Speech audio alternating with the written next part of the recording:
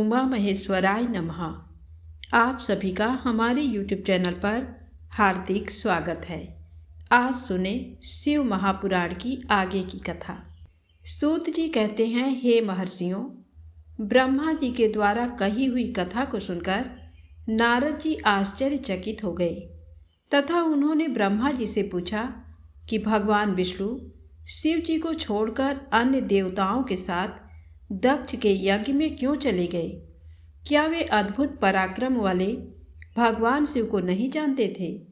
क्यों श्रीहरि ने रुद्रगणों के साथ युद्ध किया? कृपा कर मेरे अंदर उठने वाले इन प्रश्नों के उत्तर देकर मेरी शंकाओं का समाधान कीजिए। तब ब्रह्मा जी ने नारद जी के प्रश्नों के उत्तर देते हुए कहा, हे मुनिश्रेष्ठ नारद, पूर्व काल में राजा छुअ की सहायता करने वाले श्री हरि को दधीच मुनि ने शाप दे दिया था, इसलिए वे भूल गए और दक्ष के यज्ञ में चले गए। प्राचीन काल में दधीच मुनि महातेजस्वी राजा छुअ के मित्र थे, परंतु बाद में उन दोनों के बीच बहुत विवाद खड़ा हो गया। विवाद का कारण मुनि दधीच का 4 वर्णों में ब्राह्मण, क्षत्रिय, वैश्य और शूद्र में ब्राह्मणों को श्रेष्ठ बताना था। परंतु राजा छु, जो कि धन वैभव के अभिमान में डूबे हुए थे, इस बात से पूर्णतः असहमत थे। छु सभी वर्गों में राजा को ही श्रेष्ठ मानते थे। राजा को सर्वश्रेष्ठ और सर्वदेवमय माना जाता है, ये श्रुति भी कहती है। इसलिए ब्राह्मण से ज़्यादा राजा श्रेष्ठ है। हे दधीच, आप मेरे लिए आदरणीय हैं। राजा छु के कथन को सुनकर दधीच को क्रोध आ गया। उन्होंने इसे अपना अपमान समझा और छु के सिर पर मुक्के का प्रहार कर दिया। दधीच के इस व्यवहार से मद में चूर छु को और अधिक क्रोध आ गया। उन्होंने वज्र से दधीच पर प्रहार कर दिया। वज्र से घायल हुए दधीच मुनि ने पृथ्वी पर गिरते हुए योगी शुक्राचार्य का स्मरण किया। शुक्राचार्य ने तुरंत आकर दधीच मुनि के शरीर को पूर्ववत कर दिया। शुक्राचार्य ने दधीच से कहा कि मैं तुम्हें महामृत्युंजय का मंत्र प्रदान करता हूँ। त्र्यंबकम यजामहे, अर्थात हम तीनों लोकों के पिता भगवान शिव, जो सूर्य, सोम और अग्नि तीनों मंडलों के पिता हैं, सत्व, रज और तम आदि तीनों गुणों के महेश्वर हैं, जो आत्म तत्व, विद्या तत्व और शिव तत्व, पृथ्वी, जल व तेज सभी के स्रोत हैं, जो ब्रह्मा, विष्णु और शिव तीनों आधारभूत देवताओं के भी ईश्वर महादेव हैं, उनकी आराधना करते हैं। सुगंधिम पुष्टिवर्धनम, अर्थात जिस प्रकार फूलों में खुशबू होती है, उसी प्रकार भगवान शिव भूतों में, गुणों में, सभी कार्यों में, इंद्रियों में, अन्य देवताओं में और अपने प्रिय गणों में क्षारभूत आत्मा के रूप में समाये हैं। उनकी सुगंध से ही सबकी ख्यात एवं प्रसिद्धि है। पुष्टिवर्धनम, अर्थात वे भगवान शिव ही प्रकृति का पोषण करते हैं। वे ही ब्रह्मा, विष्णु, मुनियों एवं सभी देवताओं का पोषण करते हैं। उर्वा रुक्मिव बंधनान मृत्योर्मुक्षीयमामृतात्, अर्थात जिस प्रकार खरबूजा पक जाने पर लता से टूटकर अलग हो जाता है, उसी प्रकार मैं भी मृत्यु रूपी बंधन से मुक्त होकर मोक्ष को प्राप्त करूं। हे रुद्रदेव, आपका स्वरूप अमृत के समान है। जो पुण्य कर्म, तपस्या, स्वाध्याय, योग और ध्यान से उनकी आराधना करता है, उसे नया जीवन प्राप्त होता है। भगवान शिव अपने भक्त को मृत्यु के बंधनों से मुक्त कर देते हैं और उसे मोक्ष प्रदान करते हैं। जैसे उर्वा रुक अर्थात ककड़ी को उसकी बेल अपने बंधन में बांधे रखती है और पक जाने पर स्वयं ही उसे बंधन मुक्त कर देती है, ये महामृत्युंजय मंत्र संजीवनी मंत्र है। तुम नियम पूर्वक भगवान शिव का स्मरण करके इस मंत्र का जाप करो। इस मंत्र से अभिमंत्रित जल को पियो। इस मंत्र का जाप करने से मृत्यु का भय नहीं रहता। इसके विधिवत पूजन करने से भगवान शिव प्रसन्न होते हैं। वे सभी कार्यों की सिद्धि करते हैं तथा सभी बंधनों से मुक्त कर मोक्ष प्रदान करते हैं। ब्रह्मा जी बोले, नारद, दधीच मुनि को इस प्रकार उपदेश देकर शुक्राचार्य अपने निवास पर चले गए। उनकी बातों का दधीच मुनि पर बड़ा प्रभाव पड़ा और वे भगवान शिव का स्मरण कर उन्हें प्रसन्न करने के लिए तपस्या करने वन में चले गए। वन में उन्होंने प्रेम पूर्वक भगवान शिव का चिंतन करते हुए उनकी तपस्या आरंभ कर दी। दीर्घ काल तक वे महामृत्युंजय मंत्र का जाप करते रहे। उनकी इस निस्वार्थ भक्ति से भक्त वत्सल भगवान शिव प्रसन्न होकर उनके सामने प्रकट हो गए। दधीच ने दोनों हाथ जोड़कर शिव जी को प्रणाम किया। उन्होंने महादेव जी की बहुत स्तुति की। शिव ने कहा, मुनि श्रेष्ठ दधीच, मैं तुम्हारी इस उत्तम आराधना से बहुत प्रसन्न हुआ हूँ। तुम वर मांगो, मैं तुम्हें मनोवांछित वस्तु प्रदान करूँगा। ये सुनकर दधीच हाथ जोड़े नतमस्तक होकर कहने लगे, हे देवाधिदेव, करुणा निधान महादेव जी, अगर आप मुझ पर प्रसन्न हैं तो कृपा कर मुझे 3 वर प्रदान करें। पहला ये कि मेरी अस्थियां वज्र के समान हो जाएं। दूसरा, कोई मेरा वध ना कर सके, अर्थात मैं हमेशा अवध्य रहूं। और तीसरा कि मैं हमेशा अदीन रहूं, कभी दीन न हूं। शिव जी ने तथास्तु कहकर तीनों वर दधीच को प्रदान कर दिए। तीनों मनचाहे वरदान मिल जाने पर दधीच मुनि बहुत प्रसन्न थे। वे आनंद मग्न होकर राजा छू के स्थान की ओर चल दिए। वहां पहुंचकर दधीच ने छू के सिर पर लात मारी। छू विष्णु जी का परम भक्त था। राजा होने के कारण वह भी अहंकारी था। उसने क्रोधित हो तुरंत दधीच पर वज्र से प्रहार कर दिया, परंतु छू के प्रहार से दधीच मुनि का बाल भी बांका नहीं हुआ। ये सब महादेव जी के वरदान से ही हुआ था। ये देखकर छू को बड़ा आश्चर्य हुआ। तब उन्होंने वन में जाकर इंद्र के भाई मुकुंद की आराधना शुरू कर दी। तब विष्णु जी ने प्रसन्न होकर छू को दिव्य दृष्टि प्रदान की। छू ने विष्णु जी को प्रणाम कर उनकी भक्ति भाव से स्तुति की। तत्पश्चात छू बोले, भगवान, मुनि श्रेष्ठ दधीच पहले मेरे मित्र थे, परंतु बाद में हम दोनों के बीच में विवाद उत्पन्न हो गया। दधीच ने परम पूजनीय भगवान शिव की तपस्या महामृत्युंजय मंत्र से कर उन्हें प्रसन्न किया तथा अवध्य रहने का वरदान प्राप्त कर लिया। तब उन्होंने मेरी राजसभा में मेरे समस्त दरबारियों के बीच मेरा घोर अपमान किया। उन्होंने सबके सामने मेरे मस्तक पर अपने पैरों से आघात किया। साथ ही उन्होंने कहा कि मैं किसी से नहीं डरता।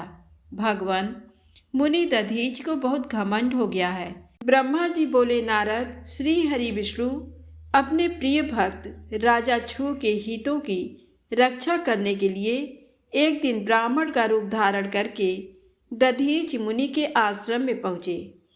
विष्णु जी भगवान शिव की आराधना में मग्न रहने वाले ब्रह्मर्षि दधीच से बोले कि हे प्रभु, मैं आपसे एक वर मांगता हूँ। दधीच श्री विष्णु को पहचानते हुए कहने लगे, मैं सब समझ गया हूँ कि आप कौन हैं और क्या चाहते हैं, इसलिए मैं आपसे क्या कहूँ। हे श्री हरि विष्णु, छू का कल्याण करने के लिए आप ये ब्राह्मण का वेश बनाकर आए हैं। आप ब्राह्मण वेश का त्याग कर दें। लज्जित होकर भगवान विष्णु अपने असली रूप में आ गए और महामुनि दधीच को प्रणाम करके बोले कि महामुनि, आपका कथन पूर्णतया सत्य है। मैं ये भी जानता हूँ कि शिव भक्तों को कभी भी किसी भी प्रकार का कोई भी भय नहीं होता है, परंतु आप सिर्फ मेरे कहने से राजा छू के सामने ये कह दें कि आप राजा छू से डरते हैं। श्री विष्णु की ये बात सुनकर दधीच हंसने लगे। हंसते हुए बोले कि भगवान शिव की कृपा से मुझे कोई भी डरा नहीं सकता। जब कोई वाकई मुझे डरा नहीं सकता तो मैं क्यों झूठ बोलकर पाप का भागी बनूं? दधीच मुनि के इन वचनों को सुनकर विष्णु को बहुत अधिक क्रोध आ गया। उन्होंने मुनि दधीच को समझाने की बहुत कोशिश की। सभी देवताओं ने श्री विष्णु जी का ही साथ दिया। भगवान विष्णु ने दधीच मुनि को डराने के लिए अनेक गण उत्पन्न कर दिए, परंतु दधीच ने अपने सत से उनको भस्म कर दिया। तब विष्णु जी ने वहाँ अपनी मूर्ति प्रकट कर दी। ये देखकर दधीच मुनि बोले, हे श्रीहरि, अब अपनी माया को त्याग दीजिए। आप अपने क्रोध और अहंकार का त्याग कर दीजिए। आपको मुझ में ही ब्रह्मा रुद्र सहित संपूर्ण जगत का दर्शन हो जाएगा। मैं आपको दिव्य दृष्टि प्रदान करता हूँ। तब विष्णु जी को दधीच मुनि ने अपने शरीर में पूरे ब्रह्मांड के दर्शन करा दिए। तब विष्णु जी का क्रोध बहुत बढ़ गया। उन्होंने चक्र उठा लिया और महर्षि को मारने के लिए आगे बढ़े, परंतु बहुत प्रयत्न करने पर भी चक्र आगे नहीं चला। ये देखकर दधीच हंसते हुए बोले कि हे श्रीहरि, आप भगवान शिव द्वारा प्रदान किए गए इस सुदर्शन चक्र से उनके ही प्रिय भक्त को मारना चाहते हैं, तो भला ये चक्र क्यों चलेगा? शिव जी द्वारा दिए गए अस्त्र से आप उनके भक्तों का विनाश किसी भी तरह नहीं कर सकते। परंतु फिर भी यदि आप मुझे मारना चाहते हैं तो ब्रह्मास्त्र आदि का प्रयोग कीजिए। लेकिन दधीच को साधारण मनुष्य समझकर विष्णु जी ने उन पर अनेक अस्त्र चलाए। तब दधीच मुनि ने धरती से मुट्ठी पर कुशा उठा ली और कुछ मंत्रों के उच्चारण के उपरांत उसे देवताओं की ओर उछाल दिया। वे कुशाएं कालाग्नि के रूप में परिवर्तित हो गईं, जिनमें देवताओं द्वारा छोड़े गए सभी अस्त्र शस्त्र जलकर भस्म हो गए। ये देखकर वहाँ पर उपस्थित अन्य देवता वहाँ से भाग खड़े हुए, परंतु श्रीहरि दधीच से युद्ध करते रहे। उन दोनों के बीच भीषण युद्ध हुआ। तब मैं यानी ब्रह्मा राजा छू को साथ लेकर उस स्थान पर आया जहाँ उन दोनों के बीच युद्ध हो रहा था। मैंने भगवान विष्णु से कहा कि आपका ये प्रयास निरर्थक है, क्योंकि आप भगवान शिव के परम भक्त दधीच को हरा नहीं सकते हैं। ये सुनकर विष्णु जी शांत हो गए। उन्होंने दधीच मुनि को प्रणाम किया। तब राजा छू भी दोनों हाथ जोड़कर मुनि दधीच को प्रणाम करके उनकी स्तुति करने लगे, उनसे माफ़ी मांगने लगे और कहने लगे कि प्रभु, आप मुझ पर कृपा दृष्टि रखिए। ब्रह्मा जी बोले, नारद, इस प्रकार राजा छू द्वारा की गई स्तुति से दधीच को बहुत संतोष मिला और उन्होंने राजा छू को क्षमा कर दिया, परंतु विष्णु जी सहित अन्य देवताओं पर उनका क्रोध कम नहीं हुआ। तब क्रोधित मुनि दधीच ने इंद्र सहित सभी देवताओं और विष्णु जी को भी भगवान रुद्र की क्रोधाग्नि में नष्ट होने का साथ दे दिया। इसके बाद राजा छू ने दधीच को पुनः नमस्कार कर उनकी आराधना की और फिर वे अपने राज्य की ओर चल दिए। राजा छू के वहाँ से चले जाने के पश्चात इंद्र सहित सभी देवगणों ने भी अपने अपने धाम की ओर प्रस्थान किया और श्री हरि विष्णु भी बैकुंठ धाम को चले गए। तब वह पुण्य स्थान थानेश्वर नामक तीर्थ के रूप में विख्यात हुआ। इस तीर्थ के दर्शन से भगवान शिव का स्नेह और कृपा प्राप्त होती है। हे नारद, इस प्रकार मैंने तुम्हें ये पूरी अमृत कथा का वर्णन सुनाया। जो मनुष्य छू और दधीच के विवाह से संबंधित इस प्रसंग को प्रतिदिन सुनता है, वह अपमृत्यु को जीत लेता है तथा मरने के बाद सीधा स्वर्ग को जाता है। इसका पाठ करने से युद्ध में मृत्यु का भय दूर हो जाता है तथा निश्चित रूप से विजय श्री की प्राप्ति होती है। नारद जी ने कहा, हे महाभाग, हे विधाता, हे महाप्राण, आप शिव तत्व का ज्ञान रखते हैं।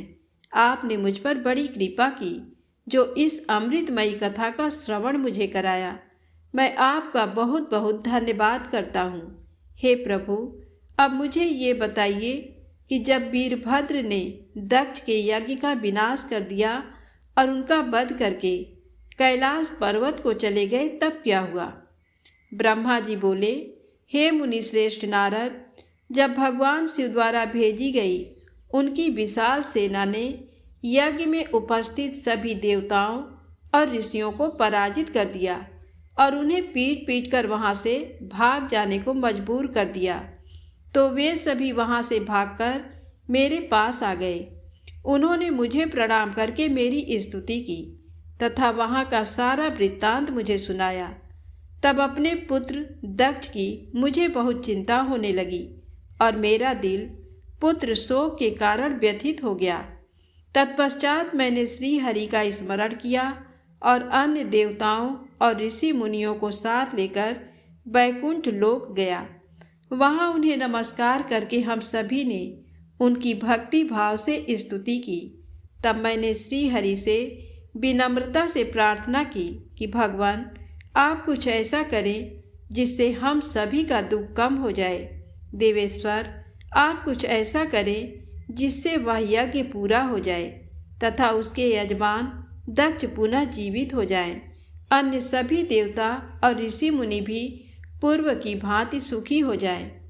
मेरे इस प्रकार निवेदन करने पर लक्ष्मीपति विष्णु जी, जो अपने मन में शिव जी का चिंतन कर रहे थे, प्रजापति ब्रह्मा और देवताओं को संबोधित करते हुए इस प्रकार बोले, कोई भी अपराध किसी भी स्थिति में कभी भी किसी के लिए भी मंगलकारी नहीं हो सकता है। हे विधाता, सभी देवता परमपिता परमेश्वर भगवान शिव के अपराधी हैं, क्योंकि इन्होंने यज्ञ में शिव जी का भाग नहीं दिया, साथ ही वहाँ उनका अनादर भी किया। उनकी प्रिय पत्नी सती ने भी उनके अपमान के कारण ही अपनी देह का त्याग कर दिया। उनका वियोग होने के कारण भगवान अत्यंत रुष्ट हो गए हैं। तुम सभी को शीघ्र ही उनके पास जाकर उनसे क्षमा मांगनी चाहिए। भगवान शिव के पैर पकड़कर उनकी स्तुति करके उन्हें प्रसन्न करो, क्योंकि उनके कुपित होने से संपूर्ण जगत का विनाश हो सकता है। दक्ष ने शिव जी के लिए अपशब्द कहकर उनके हृदय को विदीर्ण कर दिया है, इसलिए उनसे अपने अपराधों के लिए क्षमा मांगो। उन्हें शांत करने का यही सर्वोत्तम उपाय है। वे भक्त वत्सल हैं। यदि आप लोग चाहें तो मैं भी आपके साथ चलकर उनसे क्षमा याचना करूँगा। ऐसा कहकर भगवान श्रीहरि, मैं और अन्य देवता एवं ऋषि मुनि आदि कैलाश पर्वत की ओर चल दिए। वह पर्वत बहुत ही ऊंचा और विशाल है। उसके पास में ही शिव जी के मित्र कुबेर का निवास स्थल अलकापुरी है। अलकापुरी महादिव्य एवं रमणीय है। वहाँ चारों ओर सुगंध फैली हुई थी। अनेक प्रकार के पेड़ पौधे शोभा पा रहे थे। उसी के बाहरी भाग में परम पावन नंदा और अलकनंदा नामक नदियाँ बहती हैं। इनका दर्शन करने से मनुष्य को सभी पापों से मुक्ति मिल जाती है। हम लोग अलकापुरी से आगे उस विशाल वट वृक्ष के पास पहुँचे, जहाँ दिव्य योगियों द्वारा पूजित भगवान शिव विराजमान थे। वह वट वृक्ष 100 योजन ऊंचा था तथा उसकी अनेक शाखाएं 75 योजन तक फैली हुई थी। वह परम पावन तीर्थ स्थल है। यहाँ भगवान शिव अपनी योग आराधना करते हैं। उस वट वृक्ष के नीचे महादेव जी के चारों ओर उनके गण थे और यज्ञों के स्वामी कुबेर भी बैठे थे। तब उनके निकट पहुंचकर विष्णु आदि समस्त देवताओं ने अनेकों बार नमस्कार कर उनकी स्तुति की। उस समय शिव जी ने अपने शरीर पर भस्म लगा रखी थी और वे कुशासन पर बैठे थे और ज्ञान का उपदेश वहां उपस्थित गणों को दे रहे थे। उन्होंने अपना बायां पैर अपनी दाईं जांघ पर रखा था और बाएं हाथ को बाएं पैर पर रख रखा था। उनके दाएं हाथ में रुद्राक्ष की माला थी। भगवान शिव के साक्षात रूप का दर्शन कर विष्णु जी और सभी देवताओं ने दोनों हाथ जोड़कर और अपने मस्तक को झुकाकर दया सागर परमेश्वर शिव से क्षमा याचना की और कहा कि हे प्रभु, आपकी कृपा के बिना हम नष्ट भ्रष्ट हो गए हैं। अतः प्रभु, आप हम सबकी रक्षा करें। भगवान, हम आपकी शरण में आए हैं, हम पर अपनी कृपा दृष्टि बनाए रखें। इस प्रकार सभी देवता व ऋषि मुनि भगवान शिव का क्रोध कम करने और उनकी प्रसन्नता के लिए प्रार्थना करने लगे। देवताओं ने महादेव जी की बहुत स्तुति की और कहा, भगवान, आप ही परम ब्रह्म हैं और इस जगत में सर्वत्र व्याप्त हैं। आप मृत्युंजय हैं। चंद्रमा, सूर्य और अग्नि आपकी 3 आँखें हैं। आपके तेज से ही पूरा जग प्रकाशित है। ब्रह्मा, विष्णु, इंद्र और चंद्र आदि देवता आपसे ही उत्पन्न हुए हैं। आप ही इस संसार का पोषण करते हैं। भगवान, आप करुणामय हैं। आप ही दुष्टों का संहार करते हैं। प्रभु, आपकी आज्ञानुसार अग्नि जलाती है और सूर्य अपनी तपन से झुलसाता है। मृत्यु आपके भय से कांपती है। हे करुणानिधान, जिस प्रकार आज तक आपने हमारी हर विपत्ति से रक्षा की है, उसी प्रकार हमेशा अपनी कृपा दृष्टि बनाए। भगवान, हम अपनी सभी गलतियों के लिए आपसे क्षमा मांगते हैं। आप प्रसन्न होकर यज्ञ को पूर्ण कीजिए तथा यजमान दक्ष का उद्धार कीजिए। वीरभद्र और महाकाली के प्रहारों से घायल हुए सभी देवताओं व ऋषियों को आरोग्य प्रदान करें। उन सभी की पीड़ा को कम कर दें। हे शिव जी, आप प्रजापति दक्ष के अपूर्ण यज्ञ को पूर्ण कर दें और दक्ष को पुनर्जीवित कर दें। भाग ऋषि को उनकी आँखें, पूषा को दांत प्रदान करें। साथ ही जिन देवताओं के अंग नष्ट हो गए हैं, उन्हें ठीक कर दें। आप सभी को आरोग्य प्रदान करें। हम आपको यज्ञ में भाग देंगे। ऐसा कहकर हम सभी देवता त्रिलोकीनाथ महादेव के चरणों में लेट गए। हमारी स्तुति और अनुनय विनय से भक्त वत्सल भगवान शिव प्रसन्न हो गए। शिव जी बोले, हे ब्रह्मा, श्री हरि विष्णु, आपकी बातों को मैं हमेशा मानता हूँ, इसलिए आपकी प्रार्थना को मैं नहीं टाल सकता। परंतु मैं ये बताना चाहता हूँ कि दक्ष के यज्ञ का विध्वंस मैंने नहीं किया है। उसके यज्ञ का विध्वंस इसलिए हुआ क्योंकि वह हमेशा दूसरों का बुरा चाहता है, उनसे द्वेष रखता है। परंतु जो दूसरों का बुरा चाहता है, उसका ही बुरा होता है। अतः हमें कोई भी ऐसा कार्य नहीं करना चाहिए जिससे किसी को कष्ट हो। तुम्हारी प्रार्थना से मैंने तुम्हें क्षमा कर दिया है और तुम्हारी विनती मानकर मैं दक्ष को जीवित कर रहा हूँ। परंतु दक्ष का मस्तक अग्नि में जल गया है, इसलिए उनके सिर के स्थान पर बकरे का सिर जोड़ना पड़ेगा। भग सूर्य के नेत्र से यज्ञ भाग को देख पाएंगे तथा पूषा के टूटे हुए दांत सही हो जाएंगे। मेरे गणों द्वारा मारे गए देवताओं के टूटे हुए अंग भी ठीक हो जाएंगे। भृगु की दाढ़ी बकरे जैसी हो जाएगी। सभी उद्धवर्यु प्रसन्न होंगे। ये कहकर वेदों के अनुसरण करता परम दयालु भगवान शंकर चुप हो गए। तत्पश्चात मैंने और विष्णु जी सहित सभी देवताओं ने भगवान शिव का धन्यवाद किया। फिर देवर्षियों सहित शिव जी को उस यज्ञ में आने के लिए आमंत्रित कर हम लोग यज्ञ के स्थान पर गए जहाँ दक्ष ने अपना यज्ञ आरंभ किया था।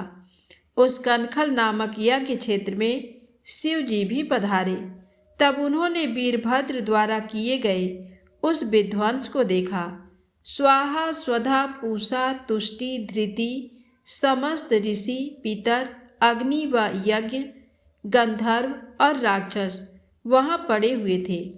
कितने ही लोग अपने प्राणों से हाथ धो चुके थे। तब भगवान शिव ने अपने परम पराक्रमी सेनापति वीरभद्र का स्मरण किया। याद करते ही वीरभद्र तुरंत वहाँ प्रकट हो गए और उन्होंने भगवान शिव को नमस्कार किया। तब शिव जी हंसते हुए बोले कि हे वीरभद्र, तुमने तो थोड़ी सी देर में सारा यज्ञ विध्वंस कर दिया और देवताओं को भी दंड दे दिया। हे वीरभद्र, तुम इस यज्ञ का आयोजन करने वाले दक्ष को जल्दी से मेरे सामने ले आओ। भगवान शिव की आज्ञा पाकर वीरभद्र गए और दक्ष का शरीर वहां लाकर रख दिया, परंतु उसमें सिर नहीं था। दक्ष के शरीर को देखकर शिव जी ने वीरभद्र से पूछा कि दक्ष का सिर कहाँ है। तब वीरभद्र ने बताया कि दक्ष का सिर काटकर उसने यज्ञ की अग्नि में ही डाल दिया था।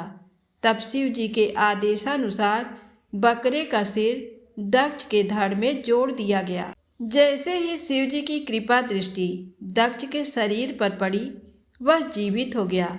दक्ष के शरीर में प्राण आ गए और वह इस प्रकार उठ बैठा जैसे गहरी नींद से उठा हो। उठते ही उसने अपने सामने महादेव जी को देखा। उसने उठकर उन्हें प्रणाम किया और उनकी स्तुति करने लगा। उसके हृदय में प्रेम उमड़ आया और उसके प्रसन्न चित्त होते ही उसका कलुषित हृदय निर्मल हो गया। तब दक्ष को अपनी पुत्री का भी स्मरण हो गया और इस कारण दक्ष बहुत लज्जित महसूस करने लगा। तत्पश्चात अपने को संभालते हुए दक्ष ने करुणा निधान भगवान शिव से कहा, हे कल्याणमय महादेव जी, आप ही इस जगत के आदि और अंत हैं। आपने ही इस सृष्टि की रचना का विचार किया है। आपके द्वारा ही हर जीव की उत्पत्ति हुई है। मैंने आपके लिए अपशब्द कहे और आपको यज्ञ भाग भी नहीं दिया। मेरे बुरे वचनों से आपको बहुत चोट पहुंची है, फिर भी आप मुझ पर कृपा कर यहाँ मेरा उद्धार करने आ गए। भगवान, आप ऐश्वर्य से संपन्न हैं। आप ही परमपिता परमेश्वर हैं। प्रभु, आप मुझ पर एवं यहाँ उपस्थित सभी जनों पर प्रसन्न होइए और हमारी पूजा अर्चना को स्वीकार कीजिए। ब्रह्मा जी बोले, नारद, इस प्रकार भगवान शिव की स्तुति करने के बाद दक्ष चुप हो गए। तब श्री हरि विष्णु जी ने भगवान शिव की बहुत स्तुति की। तत्पश्चात मैंने भी महादेव जी की बहुत स्तुति की। भगवान, आपने मेरे पुत्र दक्ष पर अपनी कृपा दृष्टि की और उसका उद्धार किया। देवेश्वर, अब आप प्रसन्न होकर सभी शापों से हमें मुक्ति प्रदान करें। महामुनि इस प्रकार महादेव जी की स्तुति करके दोनों हाथ जोड़कर और सिर झुकाकर खड़ा हो गया। हम सभी देवगणों की स्तुति सुनकर भगवान शिव प्रसन्न हो गए और उनका मुख खिल उठा। तब वहां उपस्थित इंद्र सहित अनेक सिद्धों, ऋषियों और प्रजापतियों ने भी भक्त वत्सल करुणा निधान भगवान शिव की अनेकों बार स्तुति की। यज्ञशाला में उपस्थित अनेक उपदेवों, नागों तथा ब्राह्मणों ने भगवान शिव को प्रणाम किया और उनका प्रसन्न मन से स्तवन किया। इस प्रकार सभी देवों के मुख से अपना स्तवन सुनकर भगवान शिव को बहुत संतोष प्राप्त हुआ। ब्रह्मा जी कहते हैं, नारद मुनि, इस प्रकार श्री हरि मेरे, देवताओं और ऋषि मुनियों की स्तुति से भगवान शंकर बहुत प्रसन्न हुए। वे हम सबको कृपा दृष्टि से देखते हुए बोले, प्रजापति दक्ष, मैं तुम सभी पर प्रसन्न हूँ। मेरा अस्तित्व सबसे अलग है। मैं स्वतंत्र ईश्वर हूँ, फिर भी मैं सदैव अपने भक्तों के अधीन ही रहता हूँ। 4 प्रकार के पुण्यात्मा मनुष्य ही मेरा भजन करते हैं। उनमें पहला आर्त, दूसरा जिज्ञासु, तीसरा अर्थार्थी और चौथा ज्ञानी है। परंतु ज्ञानी को ही मेरा खास सानिध्य प्राप्त होता है।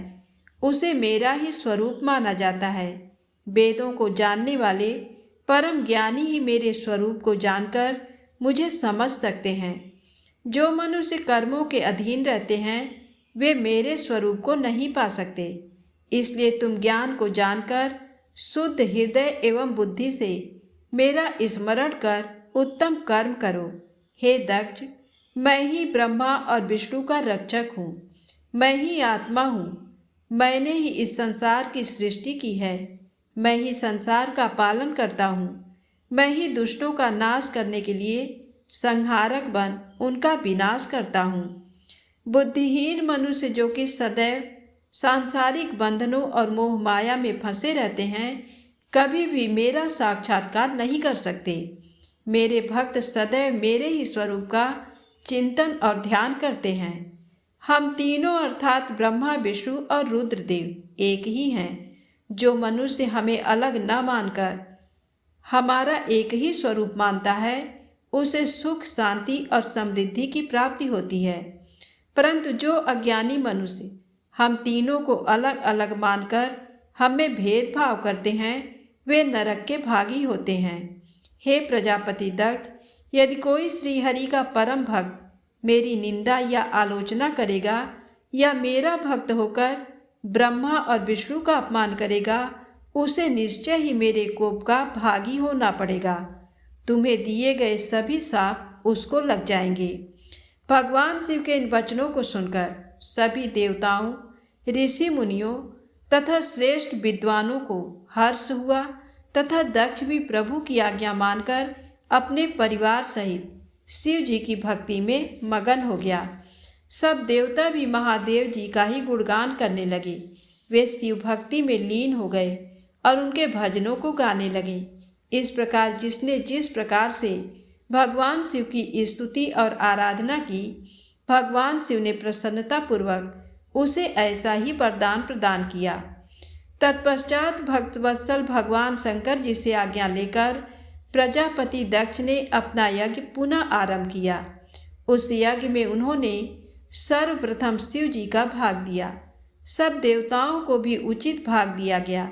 यज्ञ में उपस्थित सभी ब्राह्मणों को दक्ष ने सामर्थ्य के अनुसार दान दिया।